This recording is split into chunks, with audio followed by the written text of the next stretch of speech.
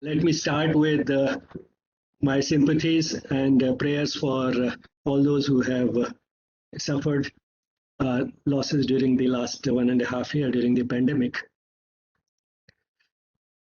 The title itself is related to COVID, a COVID-compelled relook at life. Relook assumes that we were looking at life even earlier, but then it has forced us to have another look at it.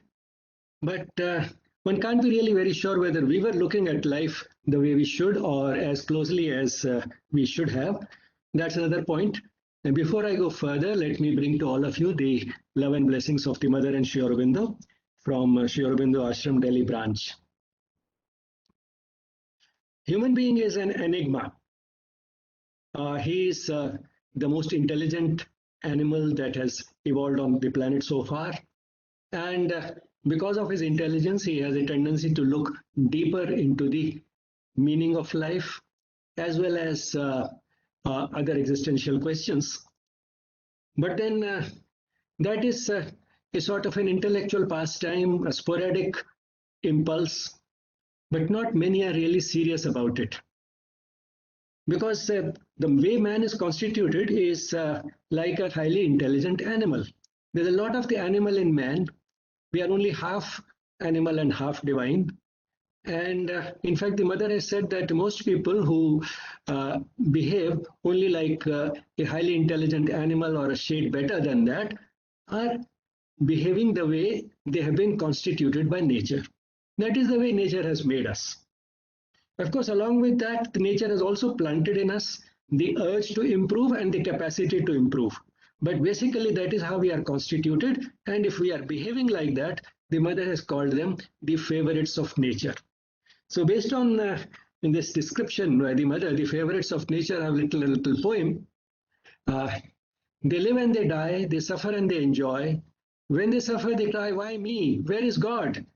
When they enjoy, they cry, why not me? There is a God. Thus they pass their life, seeing not much beyond husband and wife. Parents, well, they gave us birth and food. Kids, they say, are an interlude. The meaning behind it all, the purpose why they came here at all, are questions that they leave with relief and pleasure for others to deal. These others they may call wise, or they may dismiss them as otherwise. They laugh and they cry, they suffer and they enjoy, they live and they die, but do not ask why. Favorites of nature are they, says the mother, neither disturb them nor interfere.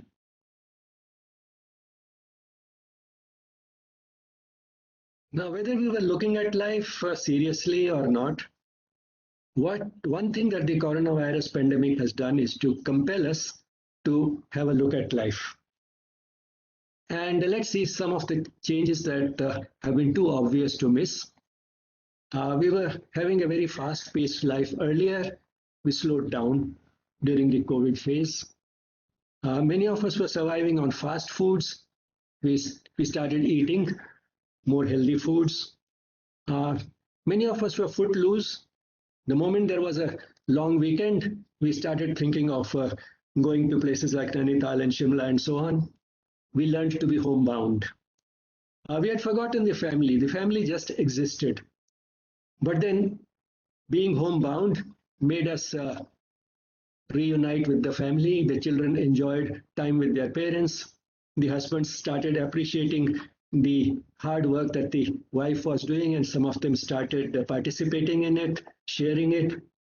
The wives, when the lockdown was relaxed and the husband was working, the wife was not working, the husband started going to work. She started feeling a little worried whether something will happen to my husband. So a new sort of a bond developed within the family. We had a great pride in planning, and most of the time we found that our plans worked out. After the pandemic, we learned to deal with uncertainty.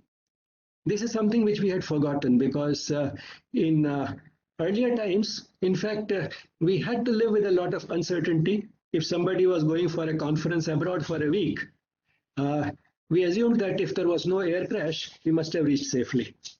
Because within that 1 week, there was not much communication, very convenient, and the letter reaching before the person was, of course, out of the question. Now we get a minute to minute almost running commentary on the journey. So we had forgotten to deal with uncertainty, and this pandemic taught us once again that we live in a rather precarious world. Then, a lot of ancient wisdom, which particularly the highly educated people had started considering out of date, no more relevant in today's times. We revisited it, things like yoga, Ayurveda, and spirituality. Education went through a remarkable revolution. From classroom teaching, we moved to online teaching, which had its drawbacks, but then it had many plus points. We realized a new way to teach. And the result was there was a mushrooming of non-formal courses.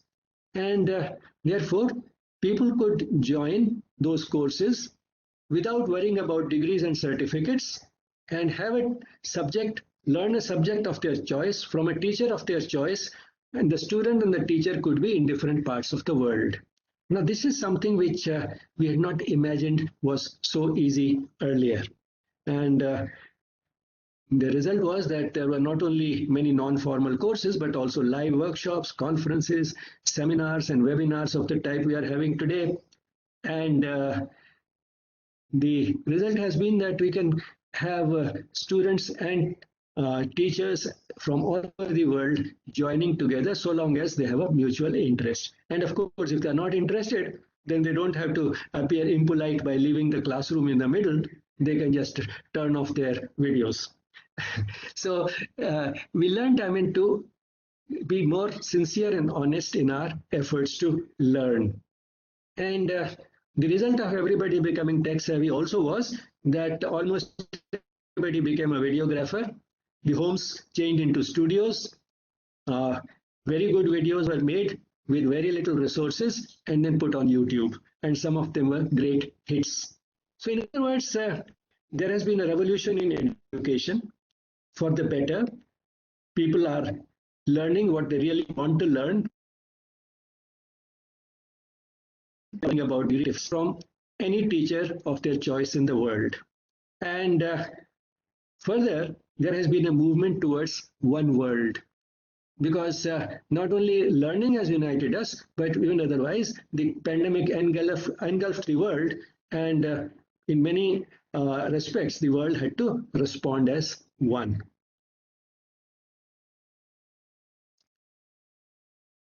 Another way of looking at the COVID experience is that it has been a humbling experience. Man, was shown his place. He was shown that so-called progress, but still had his limitations. And it was this humbling part of the experience that made us relook at the priorities in life and the purpose of life. And this experience also brought out the best as well as the worst in man. Best in terms of helping those who are in trouble, and the worst in trying to capitalize on the difficulties of others, make profit from misery, and so on. So both the best and the worst in man emerged as of this. Now, coming to the topic a little more systematically, we may look upon life as a journey. That, of course, is a cliche, but we'll extend this cliche a little further. In any journey, there is a driver, and in the journey of life, we ourselves are the drivers.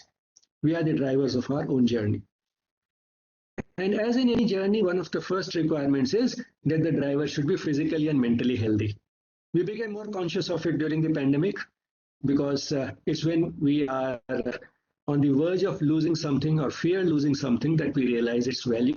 People started in general making changes in their lifestyle. They started eating more healthy foods. They started becoming physically active in spite of being homebound. And they started moving towards a healthier lifestyle because they realized the value of the driver of our own life being physically and mentally healthy. It's just as important as the driver of the car in which we are traveling. Apart from the driver, the next important element in any journey is the vehicle.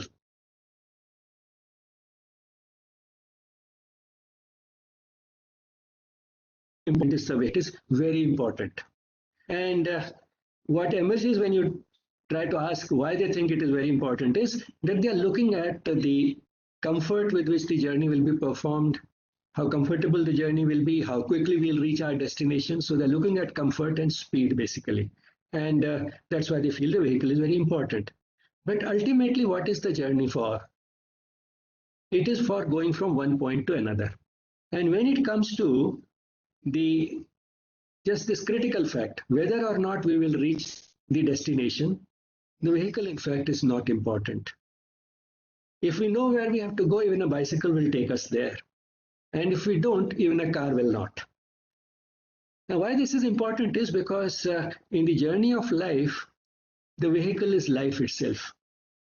And a lot of stress in life is because we feel we have not got the type of life we would want. When we say that we would want another type of life, what we mean is that we want another type of vehicle. But then the vehicle is not so important. The important thing is to use the vehicle that we have or use the life that we have. And this would take away a lot of stress from our lives if we realize that life is only a vehicle. If we know how to use this vehicle and we know where we have to go in life, any type of life will take us there.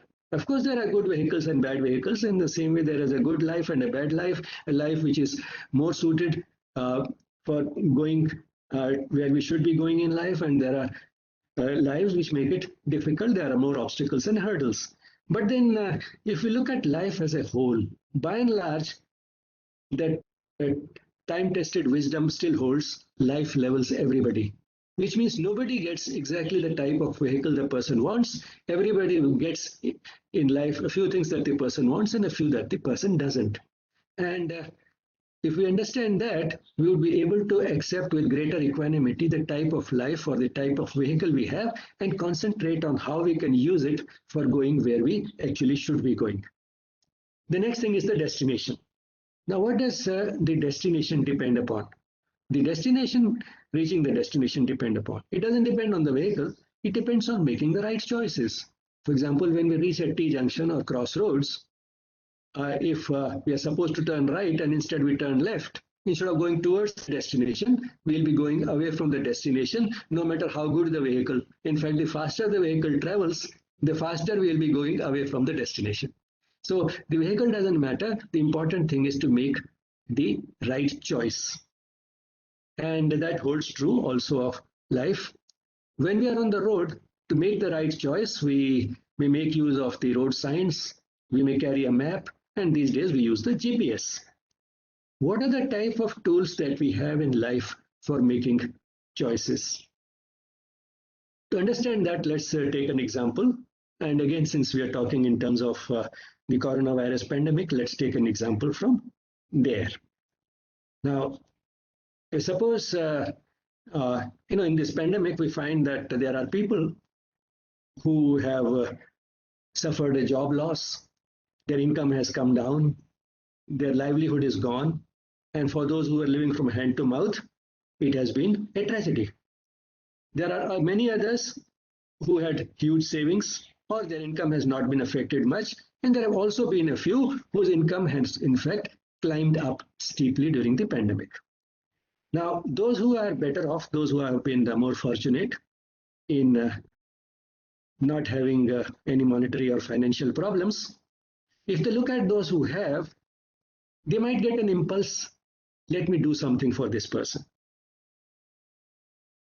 But then parting with money may not be a very pleasant experience, and they start rethinking. And when they rethink, they feel that right now I don't have a problem, but then I could have. I have a job, but I might lose a job. My bank might go bankrupt, and all my bank balance may be finished, and so on and so forth. There may be an illness which might cost a lot of money. So let me try to hold on to. These are difficult times. These are not the times to splurge. In any case, I am spending as little as possible on everything. So let me not part with money. Now, or say a person has in the family, somebody is sick. Now, again, the person feels that no matter what, I have to help this person, look after this person. But then the instructions are that you have to maintain a social distance even within the family, and particularly if someone is sick, isolate that person. Now, here there's a dilemma between taking a little risk and still doing whatever needs to be done for that person, not only physically, but also at the emotional level. That dilemma is there. Reason we can find for doing all we can, because that is something which is very logical. If somebody is in trouble, we should do for this person as much as we can, especially when that person happens to be a part of our family. And the other way to look at it is, as a result of doing that, suppose I myself fall ill, then there'll be two people to look after, or if there are only two, then who will look after each other? How can we look after each other? You can reason both. So you can see that we are in all these examples basically using three different tools. One is our feelings. That is, what is it that feels good or that doesn't feel good? What is it that feels good right here and now? The other is reason. Reason, goes into an analysis, a profit and loss analysis, a risk and benefit analysis, and all the whole tries to choose what appears to be least risky and most profitable. And because of this analysis, and this analysis always being tricky and unending, the person can find reasons for doing something and the person can find reasons for not doing something. So reason that way, which we place on a very high pedestal, is a very poor guide for making ethical or moral choices. Because we can justify just about everything that we want. We can justify doing something, and we can also equally well justify not doing something.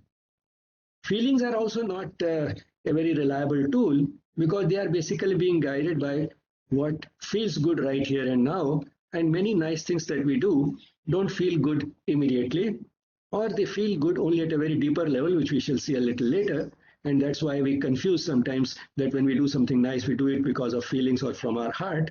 For example, suppose there is a building on fire, and the fireman is told that there are a few people trapped in this building. And he enters this building to rescue those people. Now, entering the burning building is not a pleasant experience. It is hot, it is suffocating. So if we go purely by the feelings of how it feels right here and now, the person would not enter.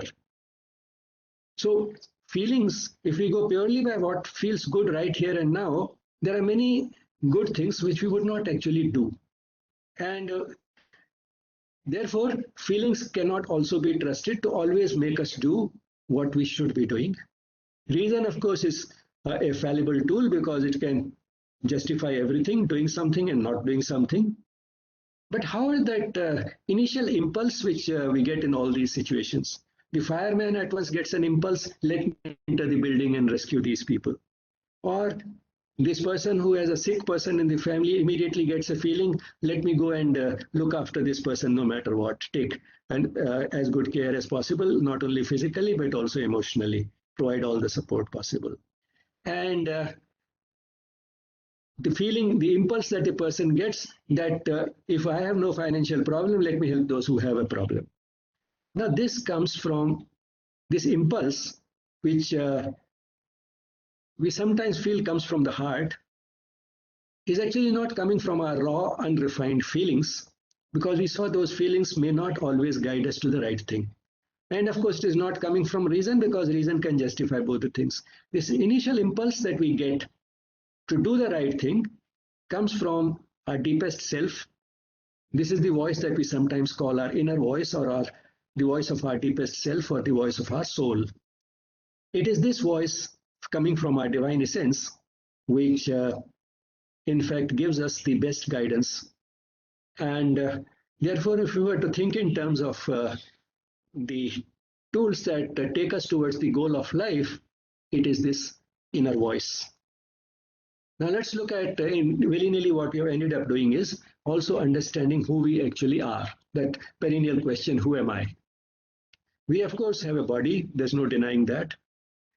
We have feelings. We have an emotional part of the being. That is quite obvious. And we also have the capacity to reason with our intellect. So this is our body, emotions, and intellect, what we call tan, man, or buddhi, or badan, or jazbat, or akal, whatever way you may like call it. So the body, emotions, and the intellect. This is the surface part of our being. This is our surface with which we normally identify ourselves. But then behind this surface, there is also a divine essence, which we call the soul. And the soul is not just a spectator. It is not there just to give us the consolation that at least some bit of us will continue to live after we are dead and gone. The soul also has a dynamic component. And it is this dynamic component of the soul that Sri Aurobindo and the mother have called the psychic being. So the psychic being is that aspect of the soul which puts in this voice at the opportune moment. It is this part of the being that is responsible for the inner voice which we were talking about. So since it is this inner voice which comes from the highest part of the being and is the most genuine voice, this is the voice that also takes us towards the true goal of life. So why we came to all this was because if life is a journey, reaching the right destination depends, of course, on the driver being physically and mentally fit and having a vehicle, which is life itself. But then most critical for reaching the goal is the choices that the person makes in life. And for that, we have these three tools. And if we have to reach the destination, we should know which is the most reliable tool. The most reliable tool is this inner voice, and therefore we should know the characteristics of this inner voice. The characteristics of this inner voice are that it is a rather shy, faint, and non-assertive voice. It does not insist. Jo marzi kar lo. Once it has had its say, then it leaves us free to do whatever we want. On the other hand, the emotional part of the being and the intellect are very noisy. They insist and they persist. And that's why this voice gets drowned in that noise so often. It is a shy, faint, and non-assertive voice, but it's a very clear voice. It leaves us with no doubts. We know somewhere within that this is the right thing to do. We are not in any doubts. Unlike reason, which leaves us always with doubts and questions, in spite of being a time-consuming, laborious process.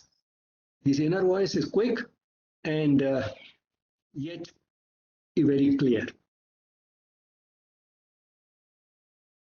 Another thing that is associated with this is a reward and punishment system. Say, think of the fireman, which we were talking about. Suppose he, knowing fully well that's a risk he is taking, the experience will be hot and suffocating. He still enters the building to rescue the people who are trapped in the building. Irrespective of the outcome, whether he's able to rescue anybody or not, when he comes out, how does he feel? In spite of it being hot and suffocating, he gets a sense of joy. A person who's not sure whether he himself has enough money and enough financial security, if he hands over some money to somebody whose needs are more pressing and immediate, in spite of losing money, how does he feel? He feels happy. He gets a sense of joy. Now, we call it joy, not happiness, because happiness is of two types. One is the happiness which comes from getting something, like getting a new dress or getting a new phone or getting a new car. Other is the type of happiness which comes from giving something to somebody who needs it. If we have it, of course, then only we can give. We can give what we have.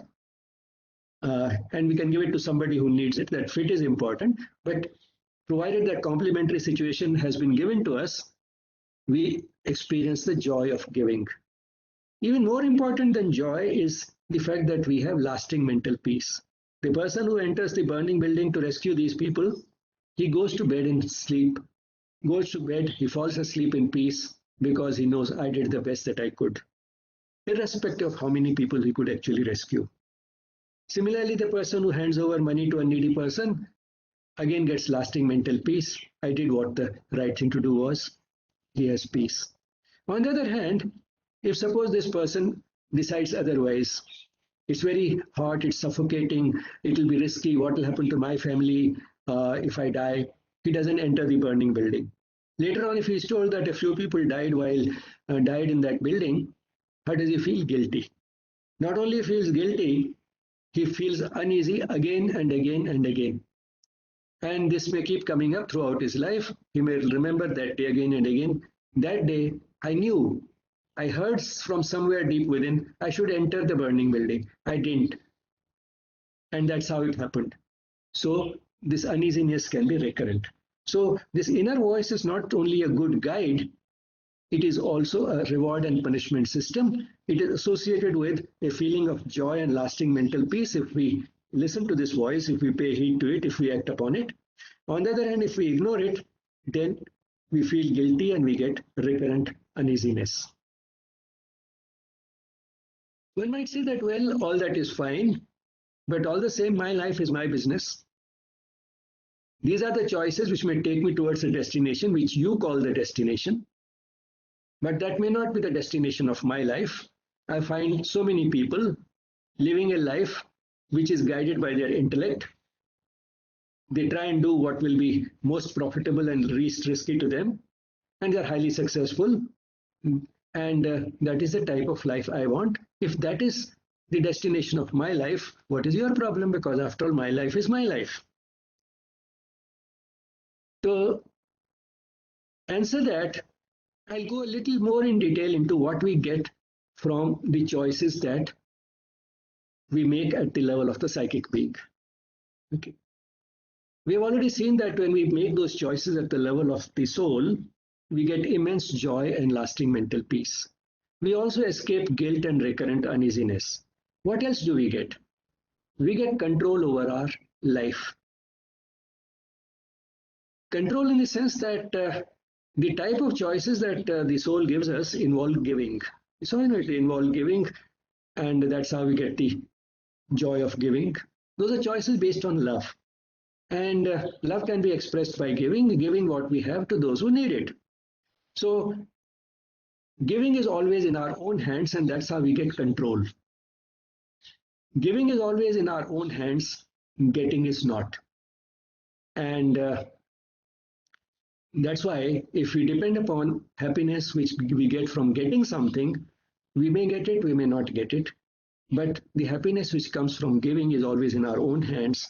So these choices place the control of our happiness in our own hands. And on top of that, this is the type of happiness which is superior. The joy of giving feels better than the happiness of getting something. And that's why we use different words for these. Happiness doesn't feel as good as the joy of giving. So we get control over our happiness. Our happiness then is in our own hands. What else do we get? We get absence of conflict. Conflict between what?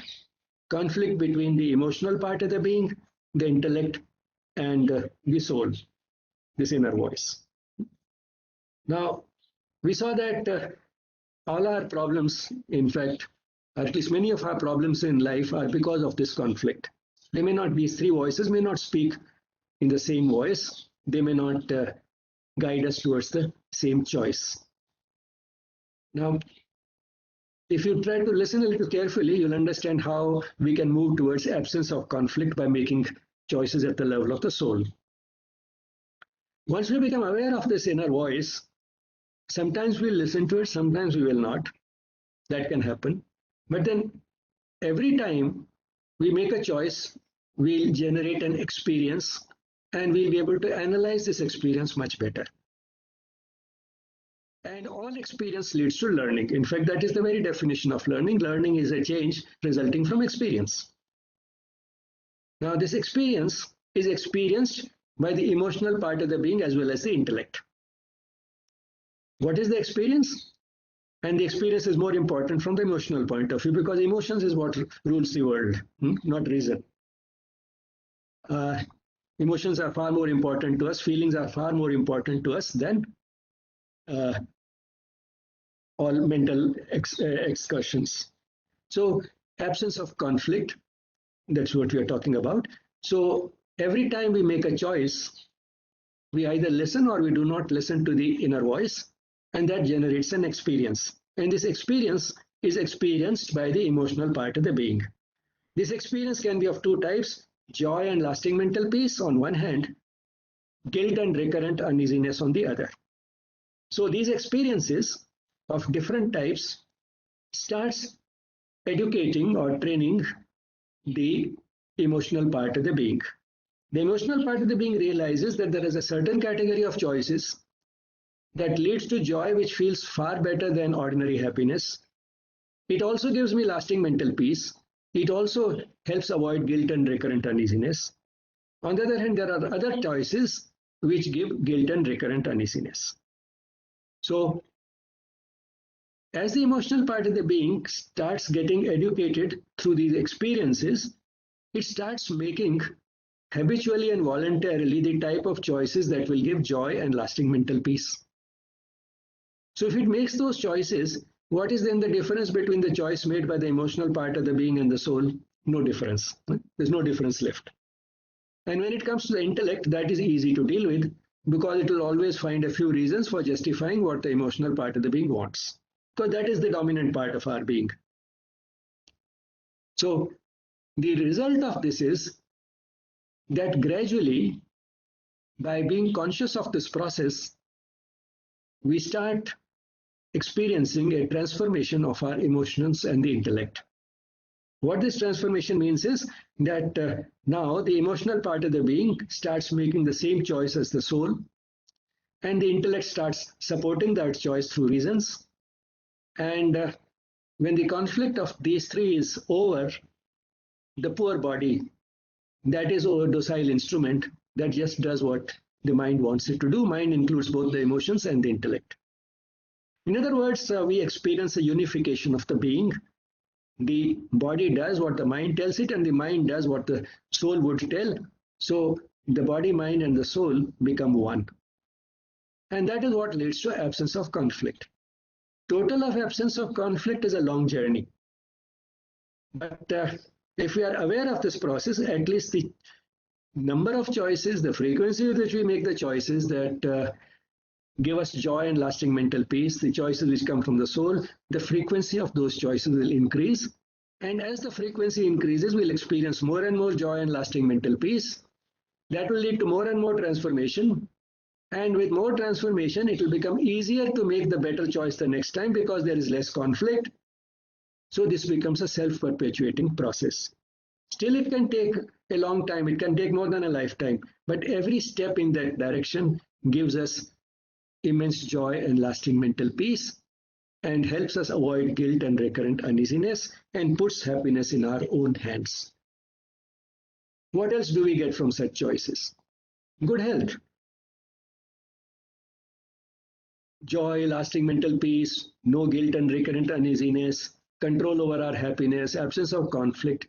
All this translates into good mental health. And the body-mind relationship, just a minute.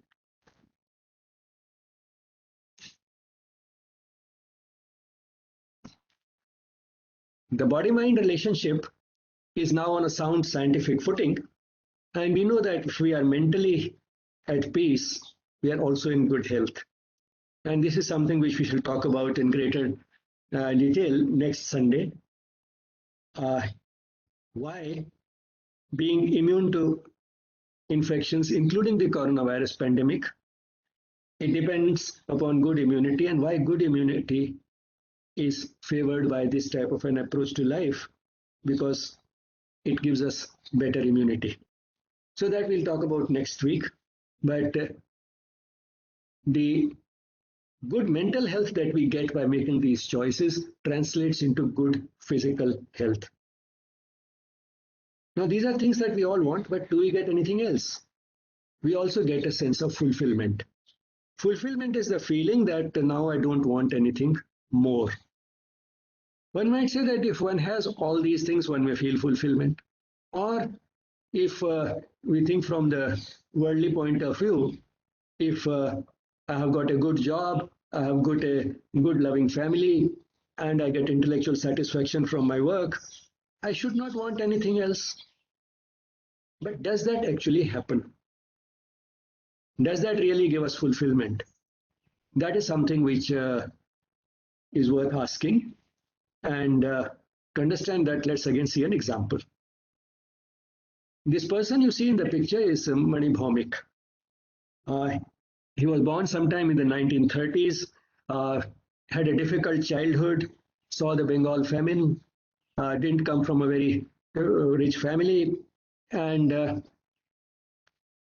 all these problems were there.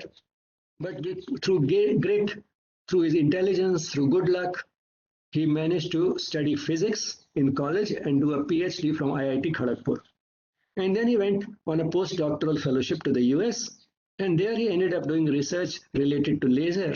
And since laser found application in many fields, including medicine, that research started bringing him a lot of royalties. And the result was that he grew rich.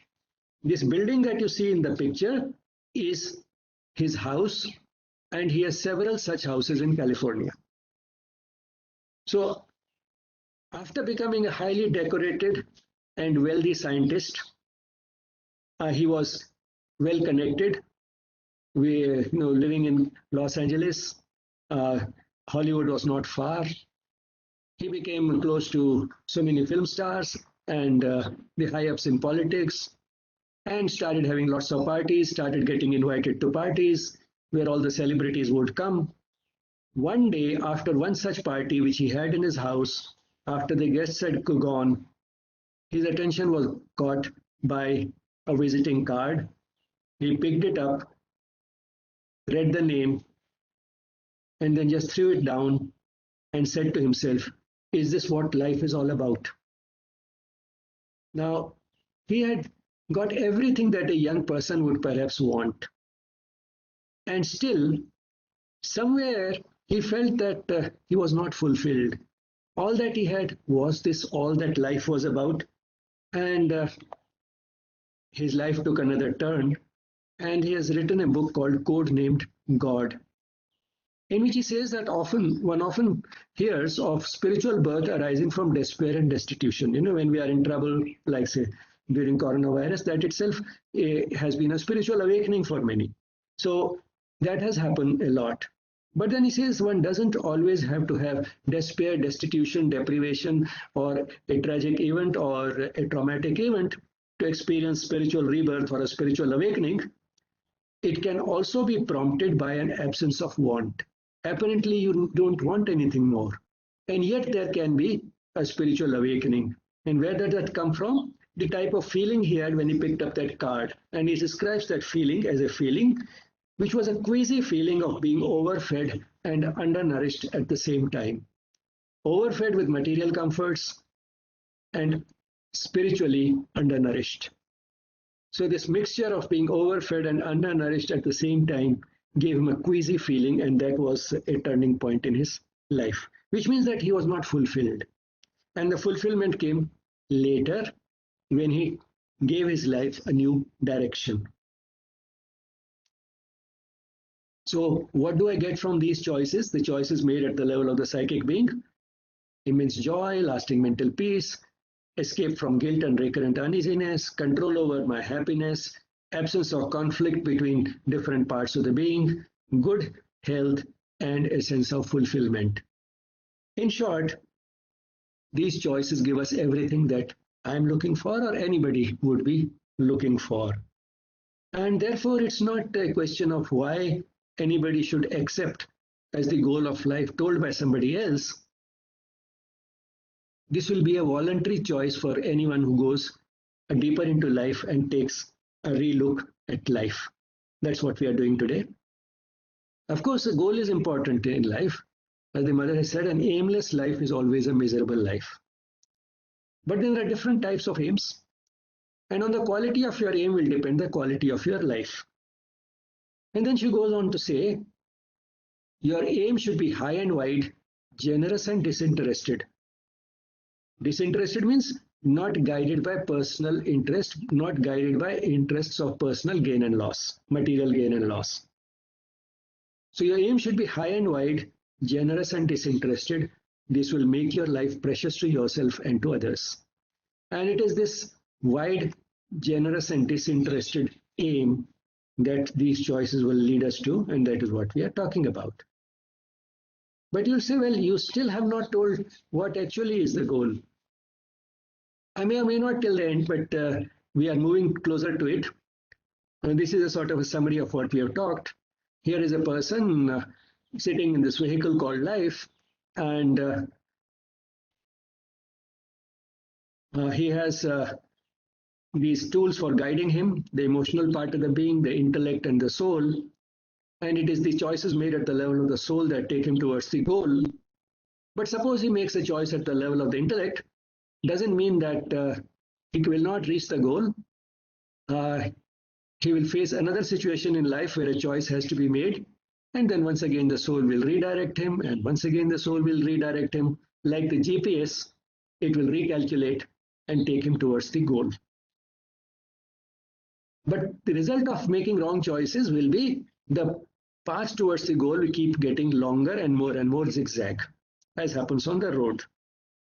Another different thing will be that depending upon the choice one makes, the scenery on the road changes. And the scenery corresponds to the situations or conditions we get in life. So the conditions that we get in life or the vehicle that we get will change depending upon the choices that we make. And that is again important because the conditions that we get in life is what we call destiny, which means that by making these choices, we are continuously also rewriting our destiny. So these choices have great power. They can take us towards the goal or away from the goal, and they can help us rewrite our destiny. What about these dotted lines here and here? These dotted lines are showing the process of transformation. The emotions, the intellect, and the soul don't always have to be in conflict. As the emotions and the intellect transform, they start bending towards the soul, start giving the same type of choices. They start giving the same type of choices as the soul. So these arrows are indicating that transformation.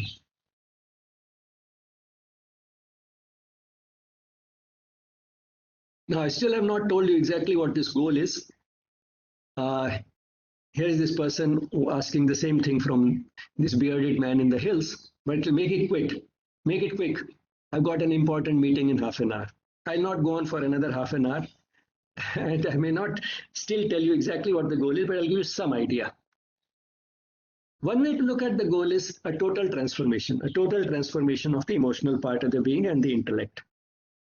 And this we saw leads to a unification of the being, which means that the mind and the spirit, or the soul, the spirit is more or less the same as the soul, they start speaking in the same language, and the body, of course, does what the mind tells it to do. And this union of body, mind, and spirit is a glib phrase. It is talked about a lot. It is sometimes promised in a weekend workshop, but it is not a quick process. It can take several lifetimes. But that doesn't matter. What is important is that every step that we take in the right direction gives us a lot of the things that we want and those things we have seen. This union of the body and the mind with the spirit or our divine essence is the goal of yoga, as many of you would be knowing. It's a common knowledge that yoga means union. And union with what? Union of the surface of the body, that surface being that is the body and the mind with the divine. The divine essence of ours is the spirit or the soul. So the goal of life is the same as the goal of yoga. So in other words, there is a visible yoga and an invisible yoga. So visible yoga is the asanas, pranayamas, and meditation and all that you may see. But there's also an invisible part of the yoga that is making the right choices.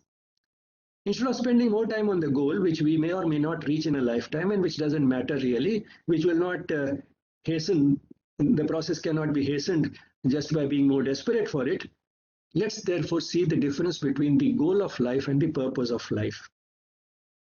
The goal of life is what we have briefly seen now. That is a fixed point, a point at which the transformation is complete. But then the purpose is a direction oriented progress. So the purpose is only direction oriented. So moving towards the goal is the purpose of life. And that itself gives us what we are looking for in life. That itself gives a new meaning to life. How can the purpose of life be addressed? By making the right choices in life, of course. But what else? Is there anything else that helps us in addressing the purpose of life? Another thing to help us is the attitude to our work. Whatever work we do in life, whether it is at home or in the office, whether it's parenting or whether it's teaching, whatever work we do can be done with a different attitude. The work outwardly remaining the same, the inward attitude can change. And what should this inward attitude be? The inward attitude should be that which we are all familiar with through the Gita, although a little misinterpreted. The Gita doesn't say that don't expect any reward. What the Gita says is don't have any attachment to the reward. You have no entitlement to expecting a particular type of outcome from the work. You only have control over what you will do. Right over action means you can control what you do, but the outcome is not in your hands. It may be what you want, it may be different from what you want. It may be what you expect, it may be different from what you expect, but have no attachment so that you can accept all types of outcome. Now, this is possible only if, again, in the spirit of the Gita, one works not as with the feeling that I am doing the work, but with the feeling that I am only an instrument of God doing the work, which is easy to accept if we reflect a little and realize that the reason why we are able to do the work is because of the abilities we have and because of the conditions we got in life. Both these things, the abilities that we have and the conditions that we got throughout in life, have been very little because of our own efforts. They have been given to us. The type of family in which we are born, the type of education we are able to get, and so on and so forth. I mean, by and large, our abilities as well as the circumstances which we get are not of our own making. And if they are not of our own making, they have been given to us, then how can we expect to have total control over the outcome of everything that we do? We cannot be the doers. We are doing whatever we are doing as instruments of the one who has given us the abilities and the circumstances for the work. Is there anything else? And this doesn't only sort of, it's not just a nice thing to say. This again takes away a lot of stress from work. All work-related stress is primarily because of not having this attitude to work. Then attitude to ups and downs of life. Both fortune and misfortune can be opportunities for going towards the goal of life. And while both fortune and misfortune can be useful, the sad fact is that it is misfortunes that guide us more in that direction. Very few who reach the levels like Mani Bhaumik, and that even at the age, at a ripe old age, they might suddenly use the good fortune as a trigger for spiritual awakening. But spiritual awakening more often comes from misfortunes. And that is why some misfortunes are also given to all of us in life. And misfortunes then can act as a wake-up call to take another look at life. And this is because of the way we are constituted as favorites of nature. As Sri Aurobindo has said in his epic poem Savitri. I'll show you a few pictures which have beautiful poetry. If you appreciate poetry of this type, I will enjoy this, but I will not spend too much time explaining each line in the poem because now time is running out. Earth's joy is shut from thee, the immortal's bliss. All the, the ordinary pleasures of life that we have, the food and sex and family and intellectual satisfaction, all these joys shut from you the immortal's bliss. the bliss that comes from the contact and union with the divine, that is shut off by these joys of earth, and therefore we don't think of them. Thence rose the need of a dark, intruding God, the world's dread teacher, the creator, pain. That is what made pain necessary, so that these joys would be interrupted and we would think of the immortal's bliss. We would do it a wake up call. Another few lines from the same epic. Pain is the hammer of the gods to break a dead resistance in the mortal's heart. So the mortal beings, are normally resistant to change, resistant to working for higher goals and aims. We have an inertia like a stone has. That stone has to be broken. Pain is that hammer which breaks that inertia, which breaks that stone. The great gods use the pain of human heart as a sharp axe to hew their cosmic road. So God is also working out a plan. He has a plan for the world, for the human beings to evolve and for the world to evolve to a higher level of consciousness, to make the world a better place to live in. And that evolution is worked out by making man evolve, because man is the only creature who can grow during his lifetime, can evolve during his lifetime. And for that, the instrument that God uses is pain. The great gods use the pain of human heart as a sharp axe to hew their cosmic road. They squander lavishly men's blood and tears. For the gods, it's a minor thing, for a moment's purpose in their fateful work. So a lot of blood and tears are squandered just for a moment's purpose. If you look at the entire course of evolution going on as if forever, for eternity, within that, one small step in that evolution is only a moment's purpose. But for that moment's purpose, a lot of blood and tears may be squandered. And that is something which we can very easily identify with. And during the corona pandemic, we have seen that happening on an unprecedented scale. It didn't happen probably for the last 100 years.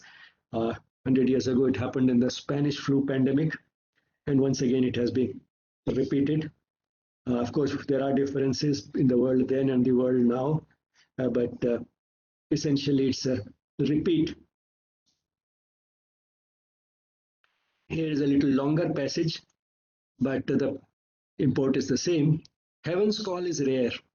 Rarer the heart that heeds. The doors of light are sealed to common mind, and earth's needs nailed to earth the human mind. So it's the urgent needs, the immediate needs, which are the earthly needs, which nail us, which fix us, which sort of bind us or anchor us to the earth. We don't want to go beyond the ordinary, beyond what is easily visible, because those are the joys we want. That is the type of life to which we are accustomed. But then when does the wake-up call come? During an uplifting hour of stress. Only in an uplifting hour of stress, men answer to the touch of greater things, or they may rise as a result of some strong hand to breathe fresh air, heaven air. That strong hand, one can say, is God's hand. Sometimes it takes a human form.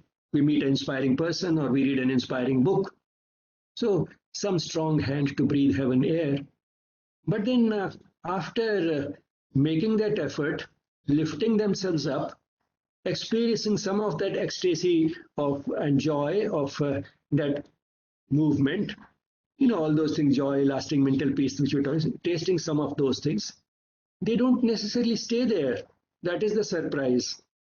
And that is what the fear which many people are expressing, that after the coronavirus pandemic is gone, all the nice things that people are now talking about and learned, they will forget quickly. So that also is human nature.